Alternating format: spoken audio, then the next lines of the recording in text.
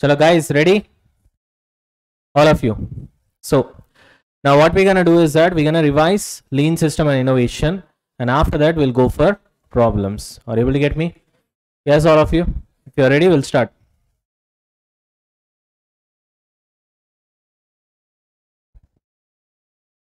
I'm doing this for you only. Okay. Right. So you have participate, and then we're gonna revise it together. Got it? It's gonna take some time because we have a lot of concepts to cover, right? We'll go slowly, we'll revise everything, and then we'll move on. I hope you guys remember whatever you have studied. Okay. If you revise, you'll remember. Okay. Chalo. So first of all, before we get to the chapter, important chapter or unimportant chapter?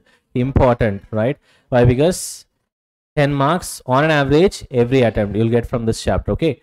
After that, we have seen the bird's eye view. Now, can you please tell me what is the bird's eye view of this chapter?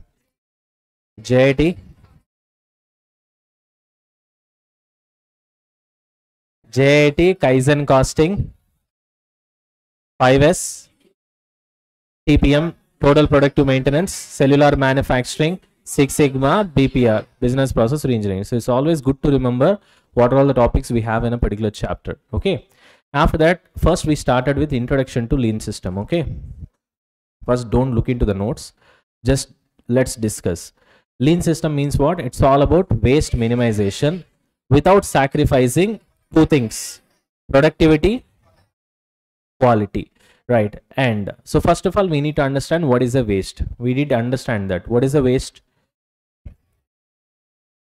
Any step or an action or process which is not at all required to complete the production of a particular product. Are you able to understand? Successfully. Yes. Complete the production of a particular product successfully. We call it as what? Waste. After that, we have seen that there are so from that definition we have understood that the definition of waste is a little bit broader. Okay. So as you can see, it is any step or process or action that is not required to complete a product successfully. After that, we have seen 7 different types of waste. We categorize them into 2. One is 4 into one category, 3 into another category. Correct? 4 is during the production process and 3 is after the production process. So during the production process, what are the ways that we're gonna face? First one is over processing. Are you able to get me? Which means processing more than what is required.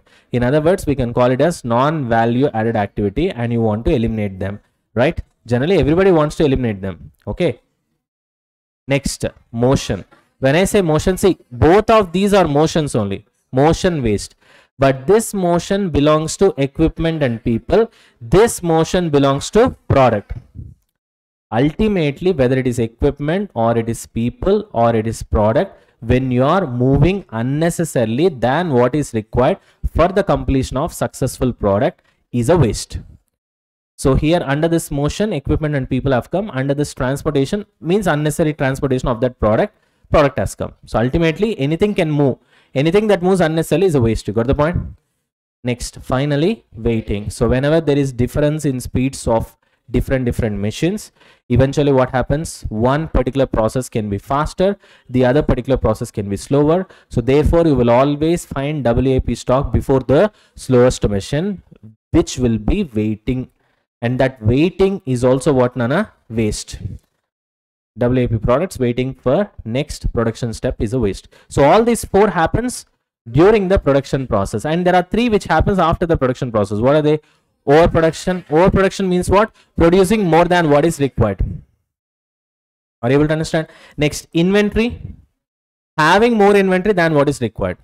So having a stock is not a problem, but having more stock than what is required is the problem. Are you able to understand? Here also, overproduction means it doesn't mean that probably maybe it exactly should tally with the sales. That's not the concept over here. According to the calculations that a particular company makes, how much should be the production? Beyond that, if you are producing, everybody has planned that we should produce 400 units. You produce 430. Then that 30 is overproduction. That is the logic. Got it? Finally, defects. Not getting things right the first time. Therefore, you have to rework on it. And that itself is a waste. Are you able to get me? Bol Re. Right. Now, one more time, tell me, what are the 7 different types of waste we have got? 4 during the production process. 3 after the production process. What are the 4 during the production process? over processing, motion, transportation, waiting. Correct? And after that we have got 3 after the production process. What are they? Overproduction, inventory, defects. Got the point? Very easy. Chalo. After that we have seen characteristics of lean manufacturing. That is this whole chapter in itself, right? First, it is pull processing. Are you able to understand? I already told you what is pull processing, right? We have seen a diagram as well. There are 2 ways of producing goods or product. One is push, the other one is pull. So in push model, what happens? You start with the vendor.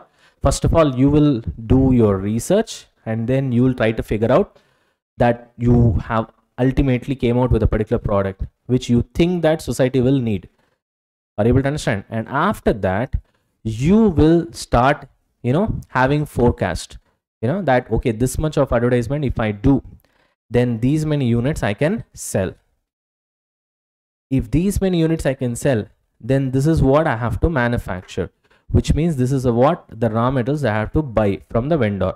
And then you will start buying from the vendor based on your forecasting, right? Your forecast. And then the raw material comes, process 1 will work on that raw material, convert that into WIP. From there, it will send to what? It will be sent to process 2. Then it will work on it. It will be converted into another WIP. And then finally, it will be sent to process 3. Then eventually, you'll get the finished good. Once you get the finished good, this finished good will be pushed into the market by some advertising or marketing by the company. That we call it as what, Nana? Push model.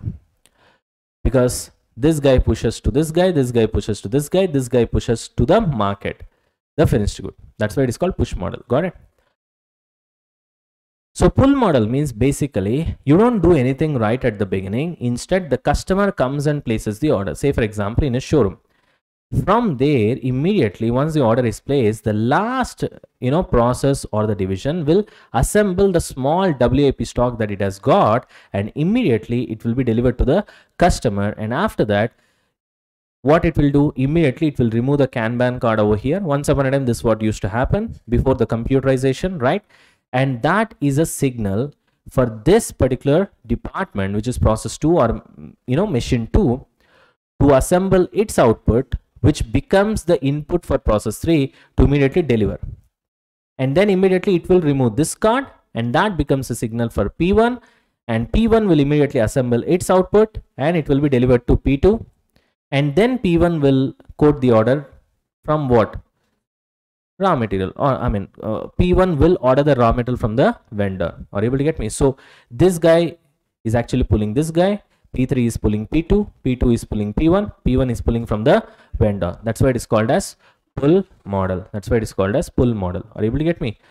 Bol rahe? Earlier these are physical cards, but now they are replaced by computerized systems. But still it is called with the same name. Now they call it as Kanban authorization. So this whole lean manufacturing is dependent on what, Nana? Pull processing. After that we have seen what? Yeah. Because when it comes to JAT, there are no stock. There is no raw material stock. There is no finished good stock. Little bit of WIP stock will be there. Then continuous flow of production. Yeah, it's not going to stop. Because even though it's pull system, you feel that somebody is pulling from the outside, but they will keep on ordering continuously. These guys will keep on manufacturing. So if you see it in your plain sight, it feels that it is a push model only. Are you able to understand? Because in both the cases, ultimately from here only, it has to travel. Are you able to understand? So in general, when you imagine that they are happening continuously, both of them seem to be same, but the underlying structure is different. Are you able to get me? Right? Next, zero waste time. Because the entire chapter, the entire intention behind this chapter itself is to what? Exactly. Reduce the waste without sacrificing productivity as well as quality. That's the whole intention of lean system and innovation. And finally, continuous efforts to find ways to reduce what? Process time. That is what we do it under Kaizen costing. Isn't it? Under Kaizen costing, we continuously try to find out ways where we can reduce what? Time, or reduce cost, or look out for improving some sort of process or efficiency, whatever it is. We always strive to do that continuously, isn't it? Is there a ceiling limit when it comes to Kaizen costing? No. You just keep on improving for lifetime. Are you able to get me? So all these are characteristics of lean manufacturing. Okay, then we have seen push model and pull model also. After that, we started with what, Nana? JIT. So what is JIT basically? We have seen the definition already. It is a collection of idea that streamlines a company production process to such an extent that all types of waste, including everything, is eliminated. That's the whole purpose of this chapter also. You want to eliminate all types of waste. That's why we started with waste. We tried to understand that there are 7 different types of waste. We tried to understand what is waste, and then only we started coming to JIT. Got the point? Because the whole intention of this chapter is to eliminate the waste. That's what JIT also says. But when it comes to JIT, we know that there are 2 types of JIT. JIT production, JIT purchasing. JIT production we have already seen just now. That is nothing but this diagram, correct? Where a component will be produced only when it is required by the, exactly, each component of a production line is produced only needed for the next stage. For example, here this guy will produce only when it is needed by P3, when he will know that it is needed by P3 when this card was removed. And similarly, this guy will produce only when it is needed by P2, when he will know that it is needed by P2 when this card is removed. That's Kanban authorization. Now everything is, yeah, through computer system, they'll get the signal and all that in the form of mail or whatever it is, whatever the kind of ERP systems they've got. Got the point? So that is nothing but this one. Okay, each component of a production line is produced only when it is needed for the next stage. What about JIT purchasing? You will purchase the raw material in such a way that the timing of receipt of raw material exactly matches with usage of raw material. Are you able to get me? Bold and Anna, right? Till here it's clear. My throat is paining actually. Okay. Chalo, ready? Yeah. Now let's move on to the next one. Okay, so now we have seen what is JIT production and JIT purchasing. So there are 2 aspects of JIT, correct? After that, now let's try to understand JIT process clearly. So we can explain JIT through the following 2 processes. Okay, what is the first one? Impact 1 of the JIT will be on the supplier. Impact 2 of the JIT will be on the production facility, that is within our company, within our factory. First, let's try to understand this. What is the first impact on the supplier? In what way it's gonna impact? So let's start with impact 1 due to JIT. So in that, step 1 is our purchasing department staff, they will go to the supplier, they will investigate whether the supplier can supply the requisite materials on the requisite date at the requisite time. Are you able to understand? Without any failure. Can he provide us some sort of assurance? Does he have any sort of previous work experience in this area? Did he join with some other company in the area of JIT where he has to supply more number of times raw material in a single day? Are you able to understand? And was he able to deliver high quality raw materials, which is the most important prerequisites? You remember that one of the prerequisite of JIT is what? Defective free raw materials. Are you able to understand?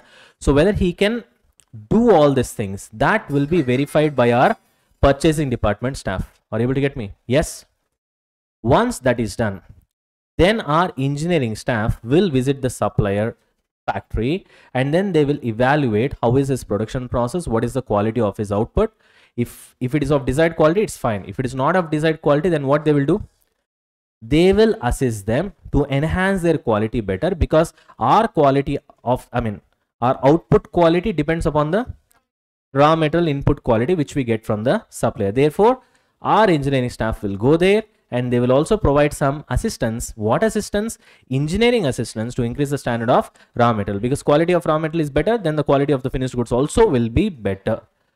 Once you get this certification and this certification, one is the certification or approval from our purchasing department that yes, this supplier can be trusted, he can deliver any number of times at a given place and a given time with the requisite quantity. Are you able to understand? And then the quality is also certified by the engineering staff.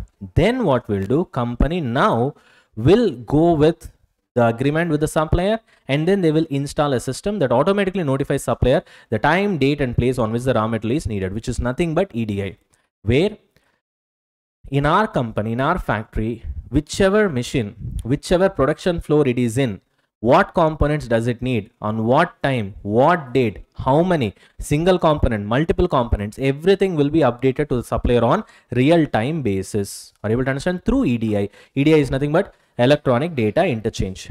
After that, the final step is supplier directly sends the material to the production facility. Suppose 4th floor, 3rd mission, straight away it will go and land over there. There will be no inspection. Without inspection, how all these things are possible? Because already our engineering staff has certified the quality of the raw material. Therefore, no need for us to do inspection. Then if you don't do the inspection, how would you know how many raw materials you have purchased when the raw material comes from the supplier directly to the production floor? For that, we know the solution, that is back flushing. We have already learned that. We will see that again. Okay, next.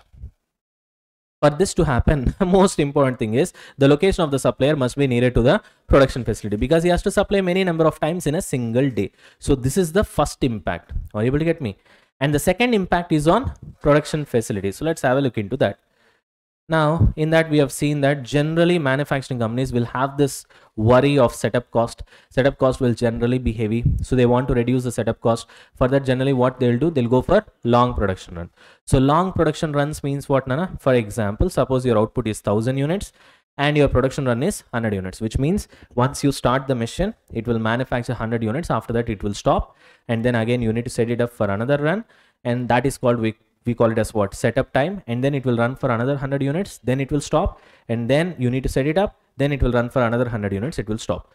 So that continuous run, we call it as production run. In one production run, it can manufacture 100 units. What is the total output? 1000, which means how many runs you need? 10. How many runs will be needed? That many setups will be needed. And per setup, let's say the cost is 5000, which means the total setup cost right now is how much? 50,000. Now the company is really worrying about this particular setup cost. So they want to reduce it. Are you able to get me? They want to reduce it. So now how do they reduce it?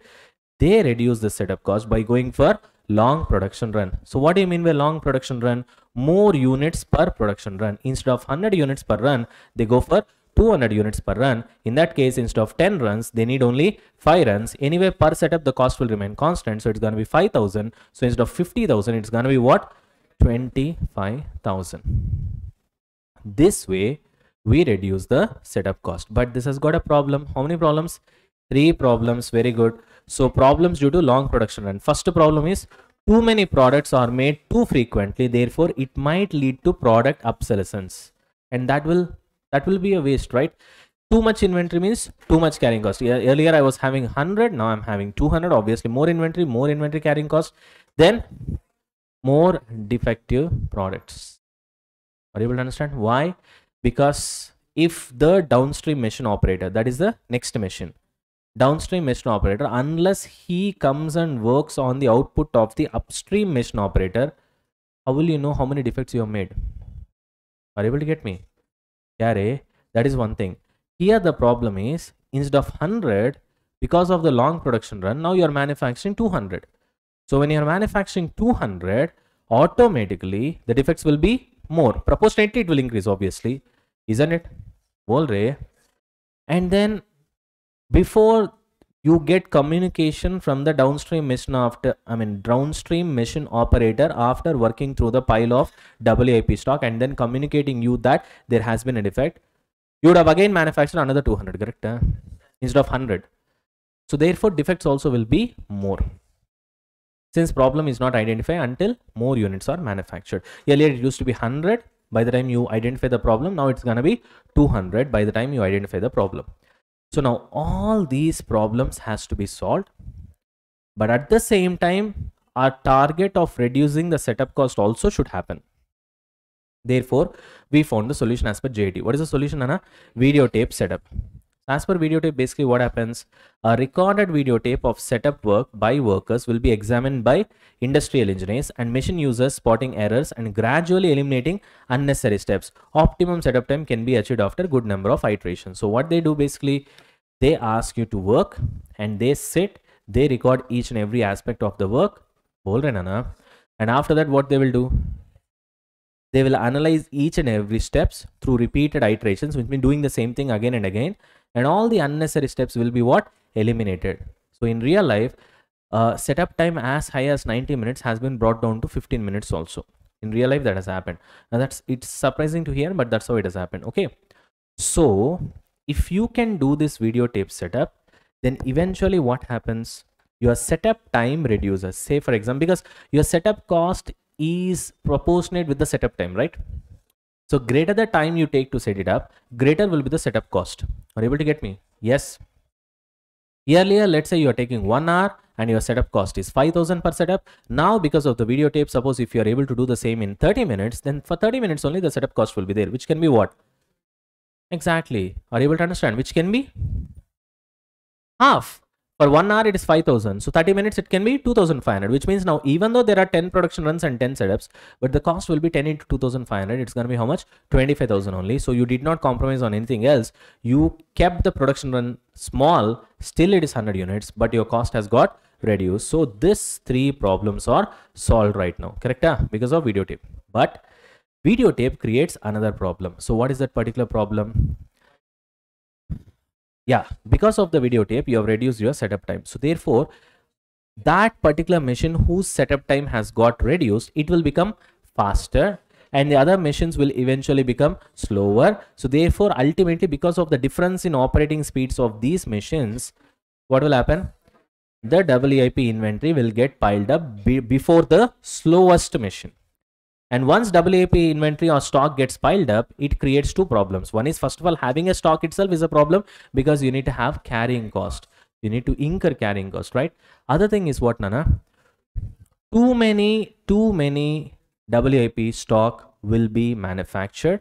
And in that, if there are defects, as I told you already, unless the downstream operator comes and works upon the pile of stock that we upstream operator has got created, I will not know that there has been a defect. Unless I know, I'll not be rectifying it.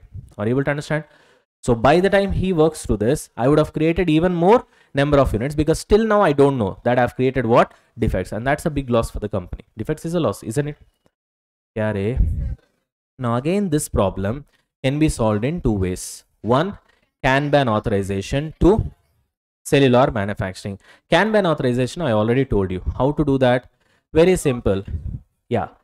Suppose machine 1, machine 2 and machine 3. Machine 1 is upstream. Machine 2 is downstream for machine 1. Machine 2 is upstream for machine 3. But machine 2 is, yeah, that's what, upstream for machine 3. But machine 2 is downstream for machine 1. Are you able to understand? Kya? So totally I've got 3 machines, M1, M2, M3. Are you able to understand? So this is upstream, this is downstream, correct? For machine 3, this is upstream, and machine 3 for machine 2 is what? Downstream. Are you able to understand? Yes. All right. So now what happens in Kanban authorization? Unless the downstream machine operator authorizes you to manufacture, you will not manufacture. So which means if I manufacture only after getting authorization from the next machine. Therefore, if I manufacture, immediately he'll take from me. Therefore, there is no question of WIP getting piled up between me and him, between upstream machine and the downstream machine. Got the point? This is one solution. What was the second solution? Cellular manufacturing. So here what happens? You break down the entire traditional manufacturing and you convert that into cells. Normally, reverse U-shaped cells, that is preferred. Cell means what? A single operator will operate multiple machines right from raw material stage till finished goods stage. Are you able to get me? Because one single operator in a single cell operates multiple machines right from raw material till finished goods, there is no question of WIP getting piled up. Are you able to get me? So that way we solve the problem of WIP, which has got created because of difference in speeds of machines, which got created because of reduction in setup time, which is because of videotape. Correct? So Kanban code is done. Cellular manufacturing means I already told you. So this is the way we took this example. What example?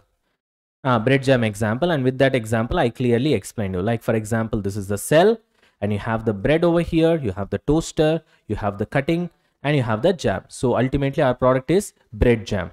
So what happens? He takes the raw material, he puts it into the toaster, already toasted bread will be cut and it will be jammed and the finished goods is ready. And then again he'll take the toasted bread and then he'll cut it, he'll jam it. So this guy is taking care of 3 parts over here, correct? Is there any chance of WIP here getting piled up between 2 machine operations, right? No. Why? Because single guy is taking care of it. This we call it as what? Cellular manufacturing. Are you able to understand? And of course, one thing that your ICA Study Metal has missed is the most important guy in cellular manufacturing setup. Who is he? Water Spider or Mizusumashi. Okay. So what he does, he has a trolley. He goes to a particular cell, and if you don't have raw metal, he puts the raw metal. If you have finished goods, he takes the finished good. If there is any spare parts that is required, he gives those spare parts components. He basically keeps the machine alive. He is like blood of this whole setup that makes the setup alive.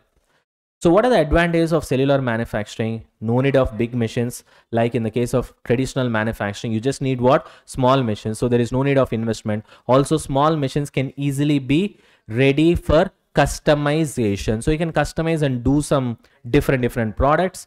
And it's easy to maintain. It is not costly. Even a small machine operator with a little bit of training can happily what? Maintain those small machines. Are you able to understand? Not only that, like this, you'll have multiple cells like 100 cells or 200 cells or 500 cells.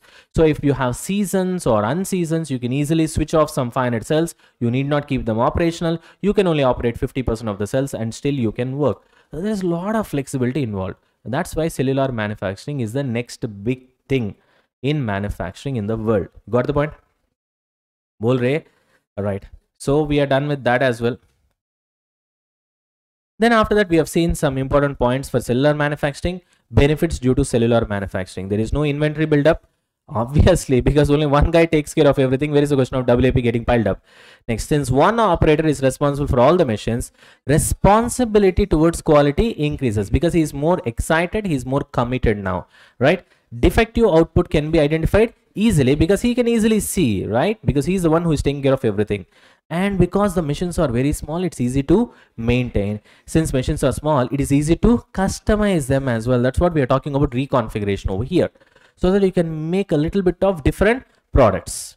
But with the big machines, that's not possible for us as per traditional manufacturing, because the machine itself would have costed 10 crores, 5 crores and something like that. Got it? But if you want this to happen, in traditional manufacturing, what was your labor doing? He was just part and parcel of a big machine, and he was doing a small job of operating the machine repeatedly every single day, correct? But then once the cellular manufacturing has come into picture, he has to operate multitude of machines, which means multiple machines, and not only operate, he also needs to maintain it, clean it, lubricate it, tight the nuts and bolts, identify the crabs, this and all those things. For that, definitely he needs training. Are you able to understand? And you as a company should take the responsibility and teach them to perform limited maintenance, and without the need of what? A maintenance department frequently. There will be need, but only for complex repairs, and how to spot and fix the errors then and there itself. Are you able to get me? Yeah, all right. Also, one important point that we have seen after that was these two solutions for WIP problem, which is Kanban authorization and cellular manufacturing, can be implemented together, which will be even more stronger. And I explained you with the help of a diagram. Correct? So Kanban and cellular manufacturing should be worked together to achieve extremely low WIP inventory and defects. As you can see, first series of cells, correct? Where engine is there, and then they are manufacturing engines over here in this series of cells, and then next department where they are manufacturing interiors or suspension. Just for understanding, I just try to keep it simple, okay? Where here you are manufacturing those things, right? And then next series of cells where you will be manufacturing body and chassis of the car. Are you able to understand? When this guy orders, then this guy will give the interiors and suspension as the input for him, and when this guy orders, then this guy will give engine and suspension as input for him. But that was made based on what? Cellular manufacturing. And this entire process works with Kanban authorization. Thereby, on one side cellular manufacturing is happening, on other side Kanban authorization is also happening simultaneously. Are you able to get me? Yes. Kanban authorization means you already know. What is Kanban authorization? Upstream machine will not manufacture until you get authorization from the downstream machine. So here this is upstream, this is downstream for the first one, and this is downstream for this one. And for this one, for series of cells 3, this becomes upstream. So unless you get the authorization from this machine, this machine will not manufacture. Unless you get authorization from this machine will not manufacture. Are you able to get me? That's Kanban authorization. And the way they are manufacturing is by following cellular manufacturing. So both of them has been integrated beautifully together. Got the point? Yes. After that, we try to learn a very interesting topic. What is that? Vendor managed inventory technique. What is this concept? Very simple. You allow your supplier to get full information about your number of units sold, number of units in the warehouse, or able to understand on real-time basis. So he will have the access of our information. Who? Supplier. Why are you giving him access? Because this will help supplier to manage the inventory by anticipating demand and refilling accordingly, which means he's going to take care of your inventory completely. That's why you're giving him access. So hereafter, you're not going to manage the inventory. For that, I told you the logic. What is the logic? Probably he's expert in that particular area. Just like how there is something called factoring, where you try to sell your debtors to somebody because he's got expertise in that area, where he will start what? Collecting from the debtors. Same logic applies here also. Probably he is expert in that area when with respect to what? Inventory management when compared to us. So this is called as the vendor managed inventory technique. It also helps you in achieving target cost. Why? Because of that, your cost is going to get reduced. Probably if you do something on your own, it will cost you 70. He can do it within 50 because he has got expertise, and he takes some 10 rupees profit and charges you 60. Still it is beneficial for you, correct? Otherwise it would have costed you 70. I'm just trying to tell you in a simple number language. Got the point? Right. But if you go for the so-called vendor managed inventory technique, there are some challenges that a firm may face in implementing this. What are those challenges that should be kept in mind? First one, entire production process should be detailed to your vendor and integrated how to know material requirement at each assembly stage. Only if you detail him very clearly, then only he'll be able to manage your inventory perfectly. Are you able to understand? Otherwise, once he doesn't know how your manufacturing process happens, how much time it's going to take to convert the raw material into finished goods, if he doesn't have a clear-cut idea of how your manufacturing process happens, then he will not be able to manage your inventory. Are you able to understand? That's why you have to give him clear information. Second, since there is heavy dependence to put on the vendor, agreement with the vendor with penalty is very important, because in case if he does some sort of a mistake and if you go out of stock, which means he is not able to manage your stock, or he does some sort of a mistake, then you will be the one who will be paying the penalty, correct? Because you will be dissatisfying your customer and things will go sideways, isn't it? And that loss, what we're going to face there, either directly or indirectly, we'll try to recover from the vendor, and that's why we need to have a penal clause. Are you able to get me? Yes. And finally, even after implementation, there should be continuous improvement and leadership support from what? Top management. They should keep on talking with the vendor and see everything is in place. You should keep that relationship moving. Got it? Fantastic. Next. After that, another interesting concept that we have seen. What is that? Due to change from push system of manufacturing to what? Pull system of manufacturing, because it's exactly opposite. Your entire accounting system also needs change. The first change is due to large number of shipments. Earlier in push system, hardly used to get 10 shipments in a year, but now you're getting everything, a shipment a day, which means in a month 30 shipments, 40 shipments. Are you able to understand? Therefore, it's very difficult for the account staff to go through the large pile of accounts payable paperwork. Are you able to get me? So therefore, what they can do, a simple solution could be just ask them to wait till the end of the month and prepare a consolidated report and make the payment accordingly. You got the point? Or even to make the case worse, sometimes there is even worse thing that could happen, that is there is no receiving payable, which means you are not at all recording how many raw materials are coming inside your company. Directly the order is going through EDI from your requisite machine, from your requisite production floor where the manufacturing is happening, directly to the supplier on real-time basis, and he directly comes and delivers onto the production floor in front of the machine and goes away. So nobody is taking note of anything that's happening. How many raw materials have come in, how many has been consumed, blah blah blah, nothing. Are you able to understand? So therefore, it means supplier deliver parts directly to the production floor to the particular machine on specific date and time. So in that case, how would you know how many units of raw material you have consumed, you have got from the supplier? Maybe some of you might say that, okay, get that information from the supplier. That's not something that is reliable, right? Because we also need to get confirmation from our side. So therefore, what we do something called back flushing. We do something called,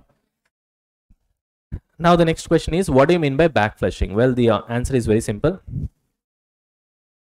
In a particular day, suppose our company works till 5 o'clock in the evening. We wait till 5 o'clock. After 5, the working of the company is done. Okay, so what we do is that we send our person, we ask him to count the finished goods physically, or he will count it and he'll put the information into the system, which will get it eventually. Once we know how many finished goods has been actually manufactured, you take that information, you put inside the system and you multiply that with bill of materials, which will tell you how many components or raw materials should have been consumed for the requisite amount of finished goods that has got manufactured. Now you will get theoretical amount of raw materials that should have got consumed. For that, you will do some normal scrap adjustment. Eventually, based on that, you will make the payment to the supplier. Are you able to get me? That we call it as what? Backflushing. So that also we have seen. Got the point, Anna? So this approach implies that there is no need for suppliers to send invoices also. And I gave you a small example. This Fair and Fair whole square cream, and this is how a bill of materials look like on a lighter note. You got the point? So we try to make it a little bit fun. Funny, yeah. Okay, got it? Bol rahe. But it's not all good when it comes to backflushing, right? First of all, there are 4 different types of risk when you go for backflushing in order to find out how many raw materials you should have got consumed. It's theoretical only, na? It's not real raw materials that you have actually consumed.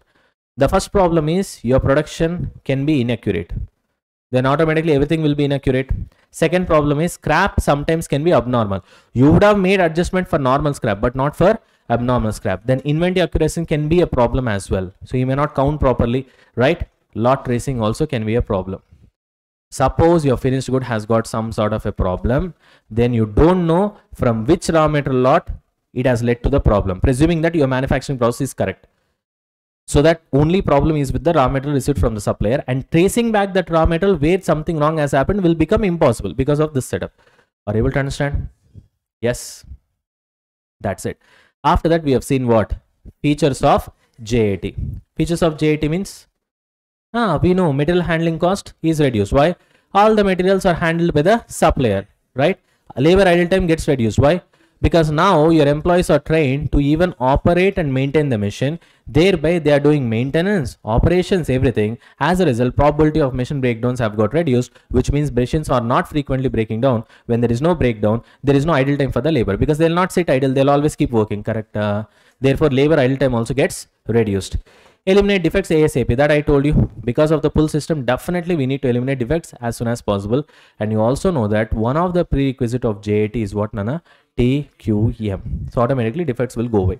And of course, because of JAT, you'll be able to respond to customer demands faster, because you have reduced your setup time with the help of videotape. Exactly, right? And there are still small production runs. Therefore, you'll be able to manufacture faster and respond faster at the same time by reducing setup time. So it's like best of both the worlds. You got the point? These 4 are the features of JAT that we have seen. Then we have got something called prerequisites of JAT. Means what? These points are compulsory if at all you want to implement JAT successfully. First one is low variety of goods. Why? Only if the variety of goods is low, only then we'll be able to maintain that WIP inventory limited, and then we'll be able to what? Maintain the quality and consistency. We'll be able to assemble them and then deliver. Just like KFC and McD, unlike our restaurants where they have a big menu card, it's very difficult for you to maintain quality. Are you able to understand? Right. Next, vendor reliability. Of course, he is the core. Is the core, right, of the entire JAT setup. Good communication. The communication between departments as well as from the lower level management and the top level management, where these guys can get some ideas which has to be communicated to the top level management, and that is important in this sort of a setup. Which setup? Pull setup, especially JAT, right?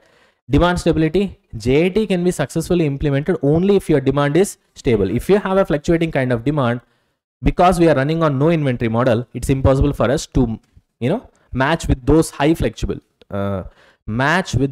fluctuations. You got the point? TQM, I told you already, because in JAT, in pull system of manufacturing, after getting the order only we start manufacturing. Therefore, we don't have the buffer or freedom to manage defects. So we should be defect free. Therefore, before we implement JAT, TQM should have got implemented successfully. Then defect free materials, obviously we need that. That's why we select the supplier by sending our engineers to ensure that his raw material is of requisite quality and they are defect free. We have already seen that. And preventive maintenance, that we have just now we have completed total productive maintenance, where we have seen that if you do preventive maintenance for your machines will not have unexpected breakdowns, plus your machine's output quality also will be better. Are you able to get me? So these are all your prerequisites of JAT. Impact of JAT we know. Because of JAT, waste cost gets reduced. We know that obviously, isn't it? Defects are getting reduced. You know, rework is not happening with respect to many of the products, isn't it? Lot of waste, unnecessary transportation of employees are not there, equipments are not there, products are not there. All different types of waste is getting reduced. There is no overproduction, there is no overprocessing. Bol rahe. Overhead also gets reduced. We have seen it in the example in case of setup cost. Even material handling cost is getting reduced because you are not at all handling any material. Everything is handled by the supplier. That is also overhead. Product prices gets increased. How? Your quality has got increased, therefore you deserve a better price, obviously, because your defects has got reduced. Okay, then we have seen some performance measurements in JAT, not in JAT. Some famous performance measurements as per traditional manufacturing, which will not work in JAT. You got the point? And there we have seen machine utilization rate, because in traditional manufacturing we used to buy big machines like 10 crores, 5 crores. Therefore, when you have invested 10 crores in a machine, your human psychology will be what? We need to ensure that the machine is being used to the fullest. Therefore, machine utilization rate used to be a means of performance measurement system. But in JAT, that doesn't work, because here we are talking about small machines. Next, piece rate tracking. How many output you will manufacture more than the target, that much of bonus for you once upon a time, as per traditional manufacturing. But now, first of all, when it comes to JAT, we will not manufacture unless there is an order. So here, if you do overproduction, more pieces, you are not what? Rewarded. In fact, you will be punished actually. So this also doesn't work in JAT. Next, direct labor efficiency tracking. Efficiency tracking itself is considered as non-value added activity. By default, he should be efficient. Create such a kind of system.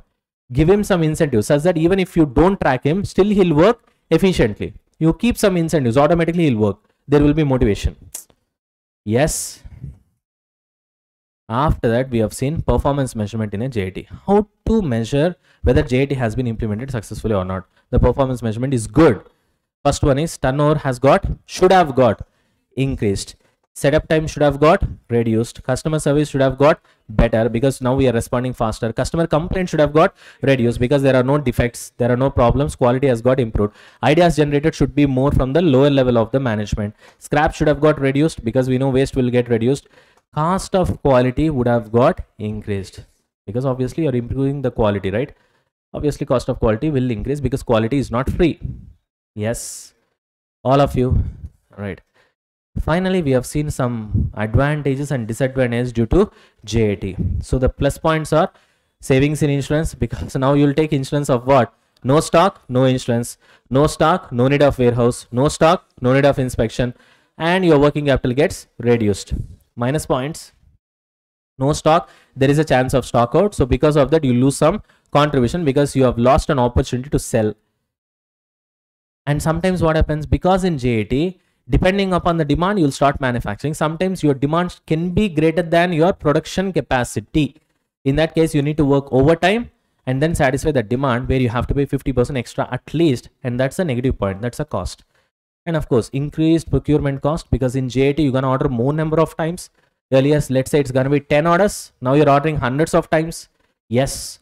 So more ordering cost. Not only that, you have to pay some premium on per unit raw material cost because of JAT. Why? Supplier has to supply better quality raw material, he has to supply more amount of times, and all this, you know, sacrificing is he's doing, right, on our behalf. We are not maintaining inventory, he has to maintain, because he has to deliver whenever we ask. Then he will be incurring more working capital cost, so that he will get from us only, na? Therefore, eventually what happens, raw material cost will be little bit more premium once you implement JAT with your supplier. Got it? Especially this concept, what we have seen, the plus points and minus points, is very important for solving problems. Got it? So with this, we are done with revision of JIT. Ho gaya.